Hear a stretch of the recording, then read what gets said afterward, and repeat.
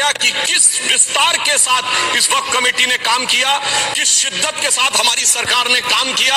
और चाहे वक्फ कमेटी के जेपीसी के चेयरमैन हमारे उस सदन के सदस्य जगदम्बिका पाल जी रहे हो, हमारे मंत्री जी रहे हो, सबने जिस शिद्दत से काम किया है, तो उनके लिए मैं माननीय प्रधानमंत्री जी अपनी सरकार की तरफ से कहना चाहता हूं कि उन्होंने एक इबादत के भाव से काम किया है।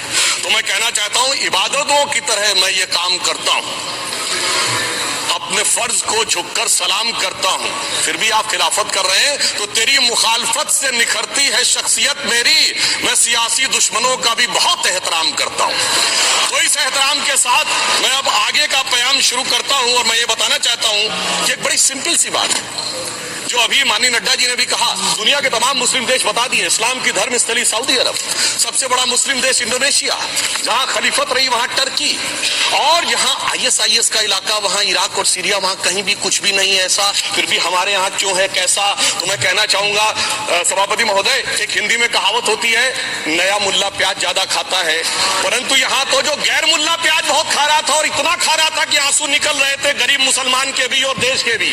इसलिए मैं कहना चाहता हूं सभापति महोदय, अगर छोड़ दीजिए भारत की बात करिए, तो क्या ऐसी कोई शक्ति सिखों के पास है, ईसाइयों के पास है, यहूदियों के पास है, पारसियों के पास है? नहीं है। छोड़ दीजिए, इस्लाम के अंदर आइए। अगर इतना भाईचारा है, तो ये सुन्नी वक्फ बोर्ड और शिया वक्फ बोर्ड अलग क्यों है मेरे भाई?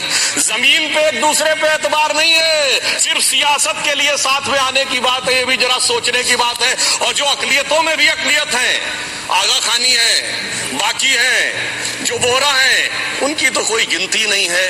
हमारी सरकार ने पहली बार मुस्लिम समाज के अंदर भी ईमानदारी से सबको समान प्रतिनिधित्व देते हुए एक नई सुबह के नए वक्फ का आगाज किया है। इसके लिए मैं सरकार को बधाई देना चाहता हूं। और सिर्फ ऐसा ही नहीं है, मुस्लिम समाज के अनेक लोग इस प्रकार के नियमों से बहुत प्रभावित हुए और बहुत प्रताड़ित हुए, जिसके अनेक उदाहरण बहुत लोगों ने बताए होंगे। मोहम्मदन एजुकेशन सोसाइटी कोल्हापुर का केस है, ईदगाह मैदान हुबली का केस है, जिसको सुप्रीम कोर्ट ने साफ साफ उसको हुबली धारवाड़ म्युनिसिपल कॉर्पोरेशन को वापस कर दिया। अनीसा अयासा वर्सेस तमिलनाडु वक्फ बोर्ड का केस है, तेलंगाना स्टेट वर्सेस मोहम्मद मुजफ्फर का केस है, हिमाचल प्रदेश वक्फ बोर्ड वर्सेस ख्वाजा खलीलुल्लाह का केस है, और सभापति महोदय ताजमहल पर भी दावा कर दिया गया। अब तो मैं पूछना चाहता हूं, सुप्रीम कोर्ट ने अपने जजमेंट में कहा कि भाई शाहजहां के जमाने का लिखा फरमान लेके आइए, तब हम मानेंगे कि इस पे कोई दावा है या नहीं। आप सोचिए कि अगर ये वक्त का कानून इसी ढंग से चला होता तो क्या होता। अभी हमारे जॉन बिटास जी और मनोज झा जी ने बहुत सारी बातें बोली थी। एक प्यास की बात बोली थी उन्होंने, उड़ीसा के ग्राहम स्टोन्स का जिक्र किया था, तो उसमें तो कांग्रेस की सरकार CBI की इंक्वायरी नहीं कर पाई थी। मगर जब ताजमहल का उल्लेख आता है सभापति महोदय, तो एक प्यास मुझे याद आ जाती है। जब शाहजहां जेल में